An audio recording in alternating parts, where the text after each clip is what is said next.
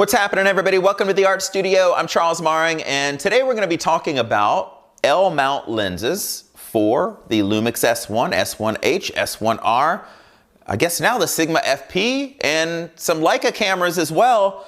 Sigma has announced a whole slew of art lenses for the L-mount. Today I have the Sigma 135 1.8 and the Sigma Art 35mm 1.4. I've taken some photographs on them. I want to share them, as well as a few thoughts about my experience with them, so stay tuned.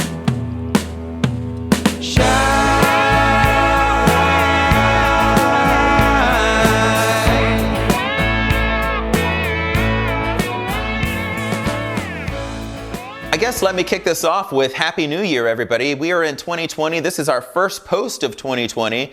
And I'm going to be doing some tech talks here moving forward, as well as sharing via the vlog and launching new music and music videos throughout the year as well, so lots to share.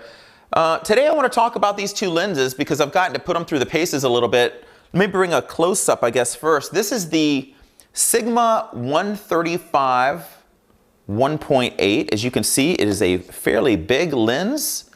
Beautiful piece of glass here. There are a couple of buttons on the side to be aware of. There is the ability to switch from manual to autofocus and back. There is the ability to shift for near or far focus or full barrel focus when you're working in autofocus mode. Really important with this lens, which I'll share more in a minute. We also have the Sigma 35mm on my S1 here. This is a 1.4 lens. Again, there's a button here that switches from manual to autofocus as well. Pretty simple. You do have a display on the top of these to show your where you are on your lens in terms of focal point and whatnot. So that's kind of a nice display up here. This is a light lens, not all that big, really easy to roll with. So let's dive into some photographs here as well. You know, leading up to the holidays, our studio does a lot of family portraits, children's portraits for holiday cards and things of that nature. And, you know, clients that have come back to us year after year. I'm going to share some of those photographs here with you, as well as just some photographs of my wife that I took this week, just to kind of put these through some other types of paces. Talk a little bit about lighting on the way as we roll through them as well. So best thing to do, I guess, dive right in. So this is Courtney, Eric, and George. We photographed Courtney and Eric's wedding at Disney many years ago. It was a beautiful, beautiful wedding. And we've been photographing George since he was born. And it's just a blessing to have them in our lives and see their lives unfold. This is actually captured on the Sigma 35 1.4. And I want to zoom into it here for you. We caught one of those beautiful snowy days here. And I just want to show you just how sharp this lens is. And one of the things I love about working with prime lenses, especially on a snowy day, is that you really see the plane where the subject is and the snow falling within that plane. So it doesn't pick up what's in the foreground, blurring things and so on and so forth. It really just hones you into their moment. And the 35 did really well in this situation. I was working in facial recognition mode, actually, in this particular scenario, and they just kept walking towards me, click, click, click. Usually working in single focus mode. That's the way I prefer to work. And just choosing my moments as they unrolled. And it did really well. Found the faces focused, even with all the snow falling around them. So let's dive into just a couple of more photographs to share a little bit more. This is George. He's just kind of loving the snow here. It's a 35 1.4 as well. And again, here you can see the snow just right around him, which really makes it beautiful. Love his little laughter there. A lot of times, though, when I'm working with families, I try to mix it up. I try to do some that are, you know, more close-up type of photographs. Those will be great gifts for grandparents, you know, small 5x7s that are framed 8x10s. I also try to do some photographs that are more scenic, because it gives our clients opportunities to possibly blow them up large, do wall portraits. And if we're doing a holiday card, I love the covers a lot of times to be that scenic moment. And then you open them up and we put the close-up images as smaller segments in there, framed really well also. So kind of a nice way to do things. And this is one of those moments, kind of thinking scenic. It's the 135. I'm at 1.8, as you can see here. And as I zoom in, again, you see the snow falling just on the same plane as our couple, more or less, or our family. And I love their expressions here. So moving forward a little bit more, one of the things where this lens in particular shines is the bokeh. If you look at the lights in the background here on our moose in the background, look at not only the shape of them, but the size of them also. It really handles lights in the distance incredibly well. And again, look at just the snowflakes on top of his head and falling right around him, really sharp and detailed. I will say that I did have to go into manual focus mode at this moment. The lights in the distance were really trying to bring this lens in. But one of the beautiful things about the Sigma glass, I'll say, is that their focus pulling ring here, when you do go into manual, is remarkably smooth and really buttery, especially if you're shooting any kind of video. So food for thought on that factor. Yes, sometimes I do have to go into manual focus mode with Lumix lenses or with these Sigma lenses. It's just kind of the nature of the beast at this moment. And but knowing that we can do it and do it beautifully well is incredible. So diving back into some of the photographs here, I just love, we had some like snowflakes kind of lit up in the distance. I knew I wanted to include those, so getting really low. You can actually go behind the scenes of some of this in our vlog in our last chapter as well. And just again, showcasing kind of this beautiful moment of them together. Snow is flying like crazy, as you can see here. But in this particular case, the camera having no problem focusing. So there's some random things here and there. I also kind of put these through the paces here at our house with my wife this week.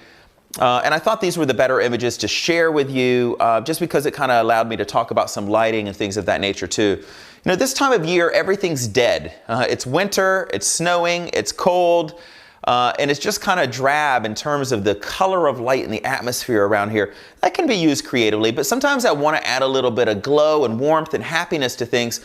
I want to share some photographs and how I do that in the winter time. So here we are again. This is the 135 1.8, remarkably sharp. And I'm lighting her with a strobe, I should mention as well. You can see the catch light in the eye. One of the best parts of working with a strobe is the fact that you do get a catch light in the eye. They say it's the window to the souls, the eyes. So you want to make sure that spark is there. And that's what an off-camera flash will do. But what I'm doing in this instance is I'm lighting her with not only the, oh, I dropped it. There it is. Not only the strobe as is, but I've got a yellow gel here. And that yellow gel is also placed inside of a honeycomb grid. This is a 30-degree honeycomb grid, and I'm placing it over my light. What that allows me to do is kind of narrow the light to where I want it to go, where it doesn't spread a whole lot. But it also gives a glow to the skin tone that feels still natural, but kind of just lightens the air, lightens the mood just a little bit in the photography as well. And so sometimes on these cold winter days, if I want to bring a little warmth into the atmosphere and into the photographs, I'll do just that. You can see at 1.8, this lens blurs the distance incredibly well. Makes it like an abstract painting, if you will. And as we step away from our subject, of course, we do get more in focus in the distance, but again, kind of abstract in terms of the look of things. So I love prime lenses, especially long primes, because it allows me just to kind of have an abstract background rather than something necessarily understood, if you will. This is actually a wisteria plant in our yard. I want to mention this as well. Again, it's with the 135 1.8 at 1.8. She's not too far from it, just a couple of feet, but you can see how much it's blurred off. And the subject separation with this lens at 1.8 is really incredible. But what I'm doing here is I'm actually lighting the tree behind her with a second strobe. No light shaping tools on it at all. And then I'm lighting her in the foreground with the exact same thing with a second strobe, an additional strobe, I should say. And I'm lighting the background brighter than her. And so sometimes, you know, it's not about keeping things natural. It's about adding punch to things to make them more interesting as well. And so consider lighting not just your subject, but possibly the tree behind them in situations like this. And here we're bringing it all the way up to f5.0 just to get some of the barn in the distance. If not, that would just be a complete blur. So just to give you an example of that. Here we stepped out onto our back patio, and as you can see, these are really sharp as well. Let Lightroom catch up real quick. So yeah, the Sigma lenses are incredibly sharp, but what I'm doing here actually is I'm lighting her with one strobe, and then I'm lighting the hydrangea bush behind her, which kind of has a khaki color this time of year, with this strobe as well, with that gel inside of it. And so it makes that khaki color really punch, brings more friendliness to the photographs, I think, as you can see here. And so just, you know, don't always, again, consider lighting just your subject, consider lighting the background. Now, it got punched a little bit hard here, as you can see, in terms of exposure. Do you know what I'll do a lot of times if anything gets hit with exposure too much? Is I'll just go in and I'll bring that clarity slider back ever so slightly. Now you can do this on just that part if you want as well. And it just has a softer roll off to anything that glows. Window light is great for bringing that clarity slider back. Anytime you're shooting into the sun, same type of thing. It also makes it so that retouching is really a breeze at the end of the day also. Just rolling through a few more here with the 135. Now, I also want to mention that you're going to say, okay, well, how well does this focus in continuous mode? Here's what I'm going to say. It depends on the lighting situation that you're in. Here, I switched to continuous mode for autofocus, and I let it roll. And let's see the result in this particular scenario. It kept up absolutely no problem. You can see my strobe there, kind of lighting the background. She's got another one on her. But yeah, it found its way no problem. Here's another one. I did another test, continuous focus mode. Again, it had no problem keeping up and keeping things in focus. But here's what I want to say about this. It's kind of tricked me. You know, Lumix lenses tend to focus very linear. It's like out of focus to in focus. What I found with these is they tend to go a little bit more linear until it gets to the point. It's like ba-boom, ba-boom. So it kind of over focuses and comes back in this particular experience of mine.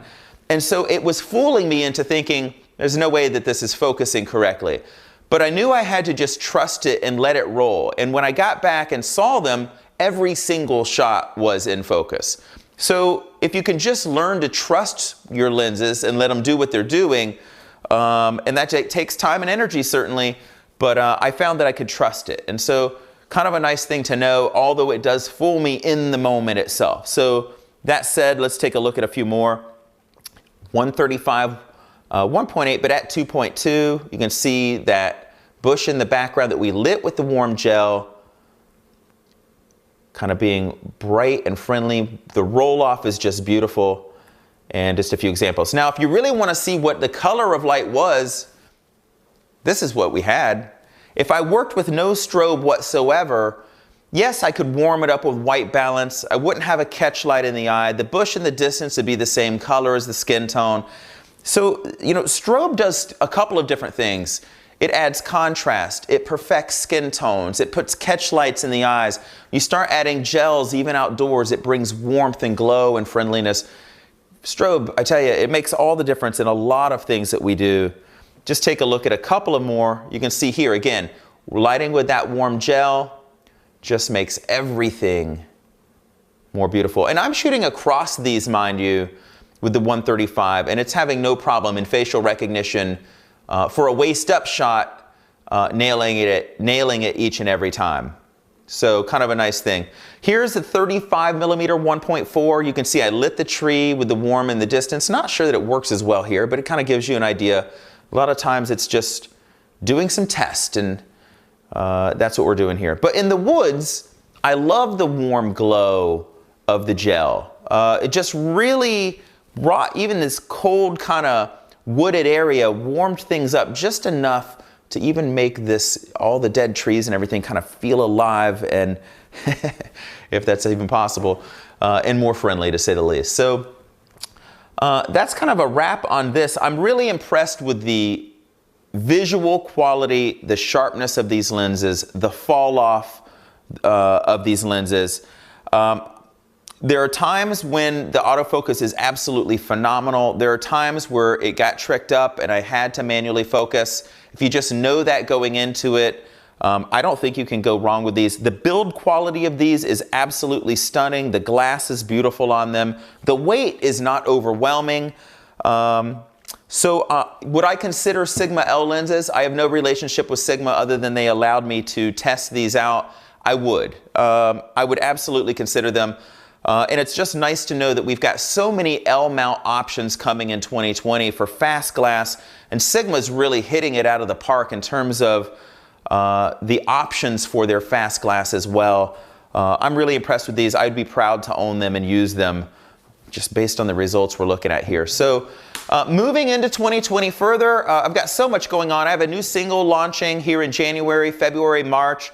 I've been launching new singles on Spotify and Apple Music, worldwide, everywhere you stream and download.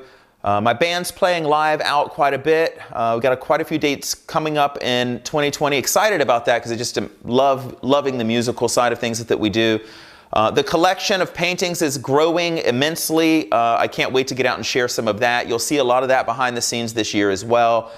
And most certainly, we're just honored and proud to be working for so many people as professional photographers out there. We're doing a lot of portrait work more than anything else, which is really what we love to do.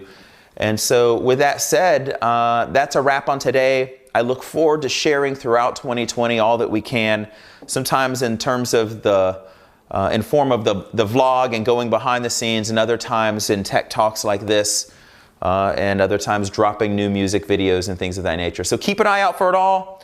We appreciate you, everybody. You guys have a great one. Look forward to sharing. Take care.